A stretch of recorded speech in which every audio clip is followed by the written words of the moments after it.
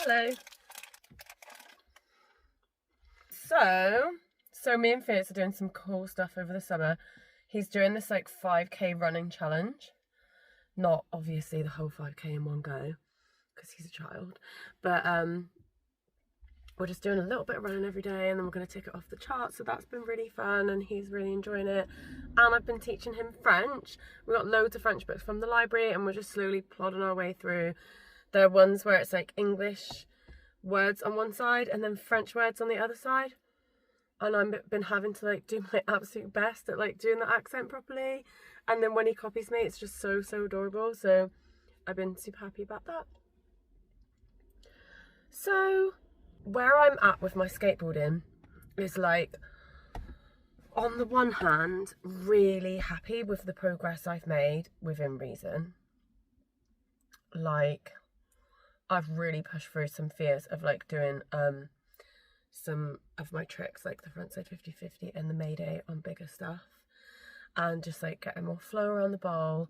And I've been working on like cross-locking my 50-50s, which is really hard if I'm honest, and been just working on that, and it's like the most satisfying thing on earth when you get it. Like, I'm so grateful for people who bothered to reply to that, and also Clem from Bay for giving me, and Mac for being like, hey, you should do it like that, and learning to do it like that. And it's feeling a lot better and more awesome.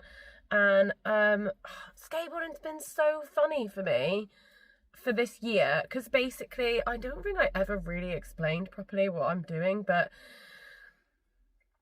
obviously with my social media, the videos that go really well, but I know I can get loads of views off and loads of followers and whatever, is like just me like going along doing nothing, a cute outfit or something. And you know, I've always really tried at skating, but this past New Year I really was like, okay, what are my goals for the year, blah blah blah. And I was like, you know what, this views and follows and likes thing is like maybe damaging my skateboarding, because like I didn't want to put loads of effort and energy into like creating that type of content, 'cause it takes time. And then basically I just had to ask myself, like, you know, what do I really want, what do I really care about? And I really care about skateboarding. I've worked so hard my whole life to like just keep doing it, just be able to keep doing it. I'm so grateful that I can still keep doing it.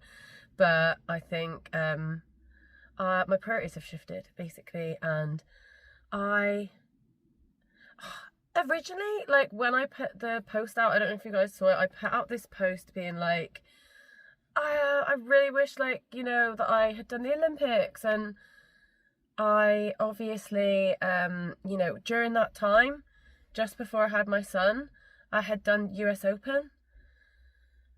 And honestly, it's so hard to kind of admit now, but like, obviously that is a great achievement. Like, I come from my tiny town, and like, there's me at US Open, did a big old blunt fakie there. But like, I was just thinking that you could just sort of like go there and do a hard trick and that you would do well, and like I maybe wasn't as humbled by that experience as I should have been. So I sort of saw myself as like, yeah, I'm just gonna have my baby and then I'm gonna do the Olympics, you know, back when the first Olympics happened. And I don't want to say I've been living in delusion, because like I know my skateboarding is good, not the best, but like, you know, not the worst either. And like, I think like, I don't know how to say it because it's like so weird of a thing, but like I almost was like, I don't know how to explain. Like, I was like almost, yeah, no, I do know how to explain. Like, I was like so gassed up on like the opportunity and like the magic of it all, that I wasn't necessarily just like really like, what's going on here with my skateboarding, you know? And no one ever thinks they're good at skateboarding, and I can't get the words out to express this, but basically my skateboarding weren't all that back then. And like, yeah, I had some good tricks, but like in terms of like putting in the work to get like a really solid foundation of like really enjoying skateboarding and not being terrified all the time. I had not put the work in to achieve that. And so I'm very excited now, because like even now I've been like making these like lists of tricks and just doing like repetitions on the trick, and I'm asking a lot of people who are really good, like, oh, how do you do this? And certain people who are super good are like, I just do it over and over again, so it's easy. And like I've been doing that. And then there's been some skates recently where I just feel like so happy and fulfilled, because like everything feels great and not terrifying. So I used to go to competitions and I would just be like scared the whole time, like hadn't practiced properly, really hoping I'm going to land something, do a blunt fakie that I probably haven't even landed for 3 weeks, risking death out here, honestly. Usually making it and being like, whoo, that was lucky. But it wasn't really good for my confidence, because it created this thing where like I could only land good stuff in like this weird pressurized environment, which I'm still kind of in this. I've conditioned myself to that, so I have to put a lot of pressure on myself sometimes to land something that's scary. But anyway, I'm going on and on. But what I'm trying to say is that like I really want to improve my skateboarding, and thank you to everyone who has like bothered to help me. Shout out to Sam Beckett and also to Darren from Skateboarding GB, because they gave me really a lot of good advice, which I really appreciate. And shout out to Base 66, because I literally would just not be able to practice as much as I do without their help. Like, they are so supportive to me and I'm so grateful for it. And I haven't even begun talking yet, and I am lost for what to say.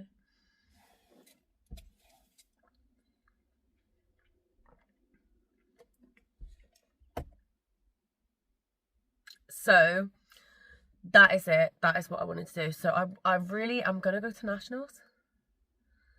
I know, I've been a couple times. I keep going, messing it up.